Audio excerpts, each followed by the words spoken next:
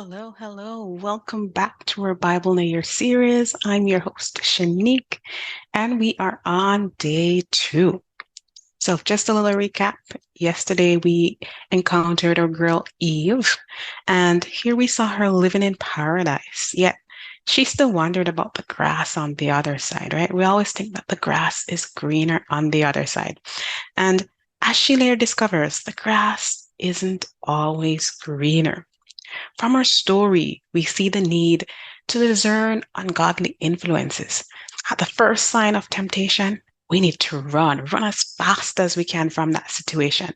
As we find that the longer we stay in that situation, we start justifying our actions until eventually we possibly yield to temptation. Okay, so that's a little recap from yesterday. Now, on to today's reading, and we are exploring Genesis chapters 5 to 8. Okay, so Genesis chapter 5. This is a document containing the family records of Adam. On the day that God created man, he made him in the likeness of God. He created them male and female. When they were created, he blessed them and called them mankind. Adam was 130 years old when he fathered a son in his likeness, according to his image, and named him Seth. Adam lived 800 years after he fathered Seth, and he fathered other sons and daughters. So Adam's life lasted 930 years, then he died. Seth was 105 years old when he fathered Enosh. Seth lived 807 years after he fathered Enosh, and he fathered other sons and daughters. So Seth's life lasted 912 years, then he died. Enosh was 90 years old when he fathered Kenan. Enosh lived 815 years after he fathered Kenan, and he fathered other sons and daughters.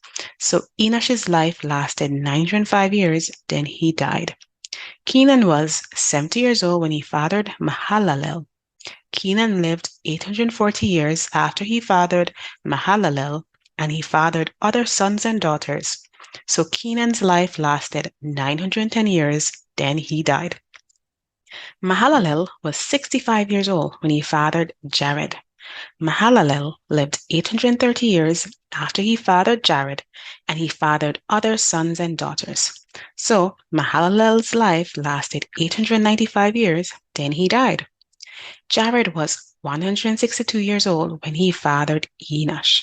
Jared lived 800 years after he fathered Enoch, and he fathered other sons and daughters. So Jared's life lasted 962 years, then he died. Enoch was 65 years old when he fathered Methuselah, and after he fathered Methuselah, Enoch walked with God 300 years and fathered other sons and daughters. So Enoch's life lasted 365 years. Enoch walked with God, then he was not there because God took him. Methuselah was 187 years when he fathered Lamech. Methuselah lived 782 years after he fathered Lamech, and he fathered other sons and daughters. So Methuselah's life lasted 969 years, then he died. Lamech was 182 years old when he fathered a son, and he named him Noah, saying, "This one will bring us relief from the agonizing labor of our hands, caused by the ground the Lord has cursed." Lamech lived 595 years after he fathered Noah, and he fathered other sons and daughters. So Lamech's life lasted 777 years, then he died. Noah was 500 years old, and he fathered Shem, Ham, and Japheth. Chapter 6. When mankind began to multiply on the earth, and daughters were born to them, the sons of God saw the daughters of mankind were beautiful, and they took any they choose as wives for themselves. And the Lord said, "My spirit will not remain with mankind forever, because they are corrupt. Their days will be 120 years. The Nephilim were on the earth both in those days and afterward. When the sons of God came to the daughters of mankind who bore children to them, they were the powerful men of old, the famous men. When the Lord saw that human wickedness was widespread on the earth, and that every inclination of the human mind was nothing but evil all the time, the Lord regretted that he had made man on the earth, and he was deeply grieved. Then the Lord said, I will wipe mankind, whom I created, off the face of the earth, together with the animals, creatures that crawl, and birds of the sky, for I regret that I made them. Noah, however, found favor with the Lord. These are the records of Noah. Noah was a righteous man, blameless among his contemporaries. Noah walked with God, and Noah fathered 3 sons, Shem, Ham, and Japheth. Now the earth was corrupt in God's sight, and the earth was filled with wickedness. God saw how corrupt the earth was, for every creature had corrupted its way on the earth. Then God said to Noah, I have decided to put an end to every creature, for the earth is filled with wickedness because of them. Therefore, I am going to destroy them along with the earth. Make yourself an ark of gopher wood. Make rooms in the ark and cover it with pitch inside and outside. This is how you are to make it. The ark will be 400 feet long, 75 feet wide, and 45 feet high. You are to make a roof, finishing the sides of the ark to within 18 inches of the roof. You are to put a door in the side of the ark, make it lower, middle, and upper decks. Understand that I am bringing a flood waters on the earth to destroy every creature under heaven and with the breath of life in it. Everything on earth will perish, but I will establish my covenant with you, and you will enter the ark with your sons, your wife, and your sons' wives. You are also to bring into the ark 2 of all the living creatures, male and female, to keep them alive with you. 2 of everything, from the birds according to their kinds, from the livestock according to their kinds, and from the animals that crawl on the ground according to their kinds, will come to you so that you can keep them alive. Take with you every kind of food that is eaten. Gather it as food for you and for them. And Noah did this. He did everything that God had commanded him. Then the Lord said to Noah, Enter the ark, you and all your household, for I have seen that you alone are righteous before me. Chapter 7. In this generation, you are to take with you 7 pairs, a male and its female, of all the clean animals, and 2 of the animals that are not clean, a male and its female, and 7 pairs, male and female, of the birds of the sky, in order to keep offspring alive throughout the earth. 7 days from now, I'll make it rain on the earth 40 days and 40 nights, and every living thing I have made I'll wipe off the face of the earth. And Noah did everything that the Lord commanded him. Noah was 600 years old when the flood came and water covered the earth. So Noah, his sons, his wife, and his sons' wives entered the ark because of the flood waters. From the clean animals, unclean animals, birds, and every creature that crawls on the ground, 2 of each, male and female, came to Noah and entered the ark, just as God had commanded him. 7 days later, the flood waters came on the earth. In the 600th year of Noah's life, in the 2nd month, on the 17th day of the month, on that day, all the sources of the vast watery depths burst open. The floodgates of the sky were opened, and the rain fell on the earth 40 days and 40 nights. On that same day, Noah, along with his sons, Shem, Ham, and Japheth, Noah's wives, and his 3 sons' wives, entered the ark with him. They entered it with all the wildlife according to their kinds, all livestock according to their kinds, all the creatures that crawl on the earth according to their kinds, and every flying creature, all the birds and every winged creature according to their kinds. 2 of every creature that has the breath of life in it came to Noah and entered the ark. Those that entered, male and female of every creature, entered just as God had commanded him. Then the Lord shut him in. The flood continued for 40 days on the earth. The water increased and lifted up the ark so that it rose above the earth. The water surged and increased greatly on the earth, and the ark floated on the surface of the water. Then the water surged even higher on the earth, and all the high mountains under the whole sky were covered. The mountains were covered as the water surged above them more than 20 feet. Every creature perished, those that crawl on the earth, birds, livestock, wildlife, and those that swarm on the earth, as well as all mankind. Everything with the breath of the spirit of life in its nostrils, everything on dry land died. He wiped out every living thing that was on the face of the earth, from mankind to livestock to creatures that crawl to the birds of the sky, and they were wiped off the earth. Only Noah was left and those that were with him in the ark. And the water surged on the earth 150 days. Chapter 8. God remembered Noah, as well as all the wildlife and all the livestock that were with him in the ark. God caused the wind to pass over the earth, and the water began to subside. The sources of the watery depths and the floodgates of the sky were closed, and the rain from the sky stopped. The water steadily receded from the earth, and by the end of 150 days, the water had decreased significantly. The ark came to rest in the 7th month on the 17th day of the month on the mountains of Ararat. The water continued to recede until the 10th month. In the 10th month, on the first day of the month, the tops of the mountains were visible. After 40 days, Noah opened the window of the ark that he had made, and he sent out a raven. It went back and forth until the water had dried up from the earth.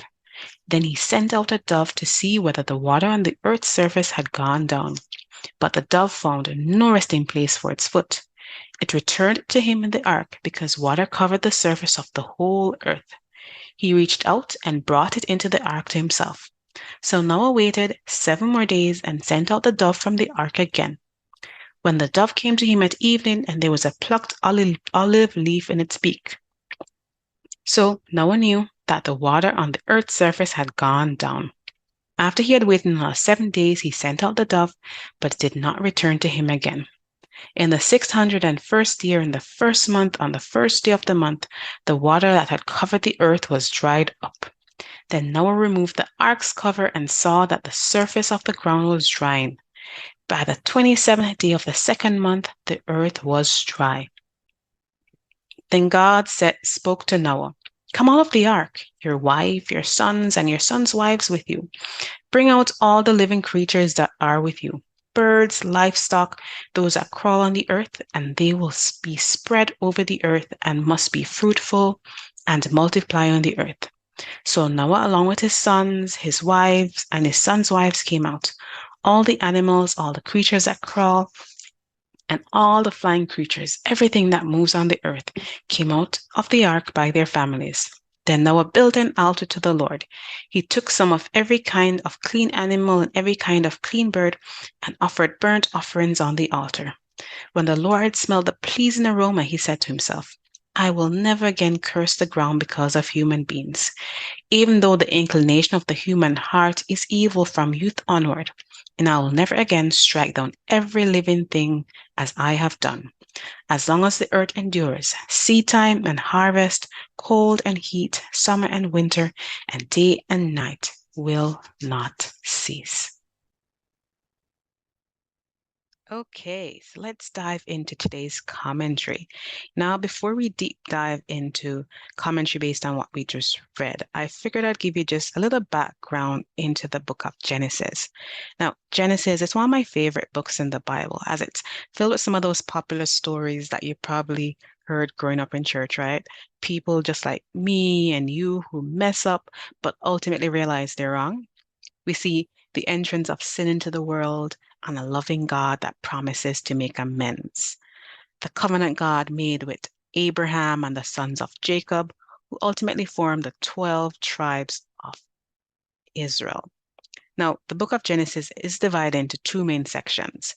The first few chapters cover the creation of the universe, the first human beings, and the early history of humanity, while the remaining chapters focus on the lives of the patriarchs, including Abraham, Isaac, and Jacob.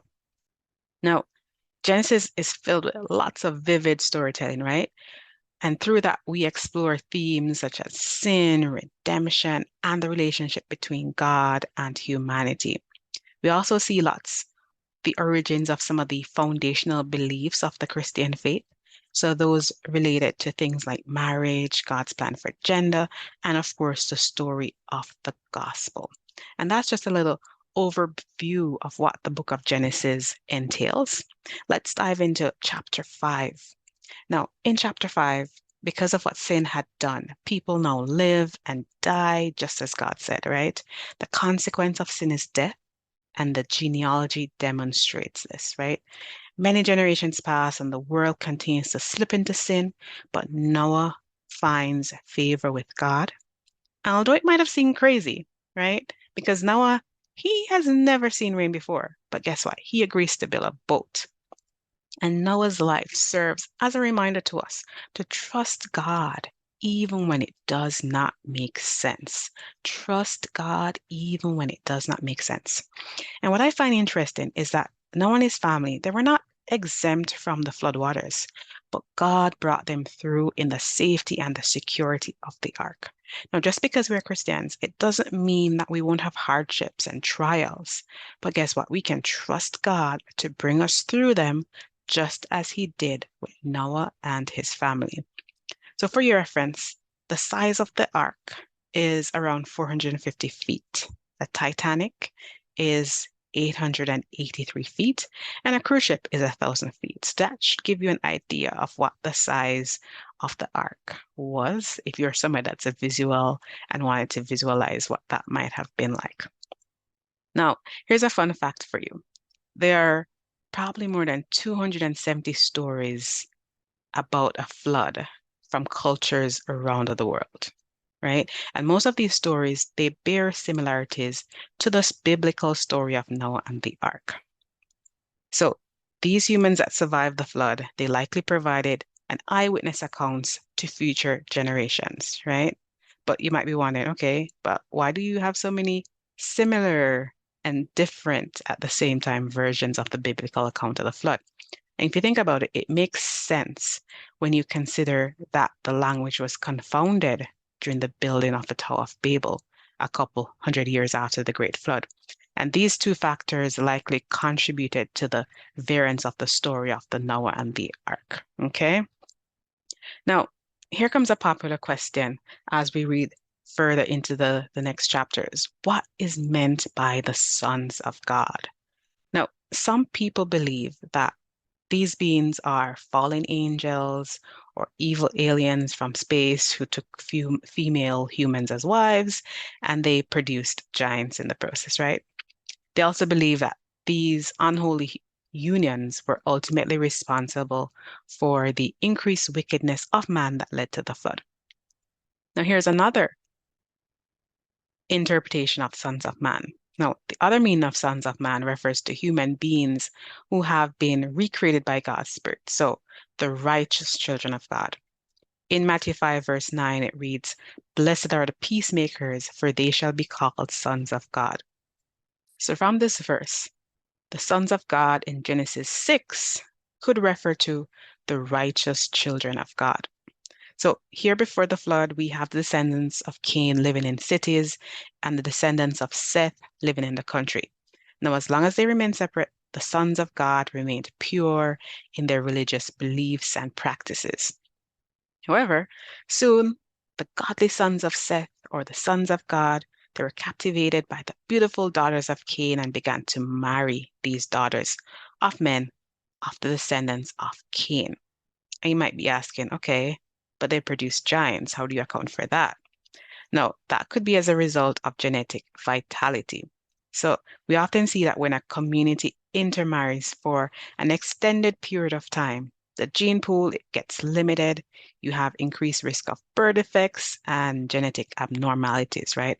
However, when they eventually marry outside their group, the resulting children often tend to be healthier and possibly larger, right?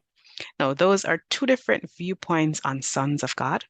I encourage you today to do some research and come to your own conclusion on what you think sons of God mean. Okay, so that's it for today's episode. Remember, don't forget to hit the subscribe button so you don't miss out on the latest episode. Have a great day, and I'll catch you in our next video.